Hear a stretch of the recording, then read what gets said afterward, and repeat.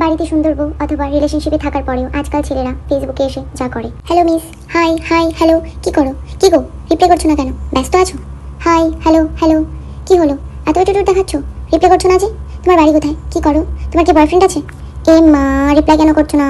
তোমার বয়ফ্রেন্ড বারণ করেছে বুঝি? এ মা, তোমার কি অ্যাটিটিউড গো, সত্যি এরম মেয়ে দেখিনি। কি গো রিপ্লাই করো না। হাই হ্যালো হ্যালো, শোনো না, তোমাকে আমার খুব ভালো লাগে।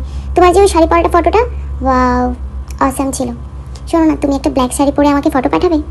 আর তারপর আসে সেই লেভেলের ছেলেগুলো যারা বিয়ের সময় শ্বশুরবাড়ি থেকে পণ হিসেবে পাওয়া রয়্যাল এনফিল্ড বাইক ও গলায় সোনার চেন পরে গার্লফ্রেন্ডের সঙ্গে দেখা করতে চায় এবং গিয়ে সেখানে বলে, কত যে সাগর নদী পেরিয়ে এলাম আমি, কত পথ হলাম যে পার, তোমারই মতন এত অপরূপ সুন্দর কাউকে যে দেখিনি গো আর। শোনো না, তুমি আমাকে বিয়ে করবে? তাহলে আমি তোমার কথা বাড়িতে বলবো।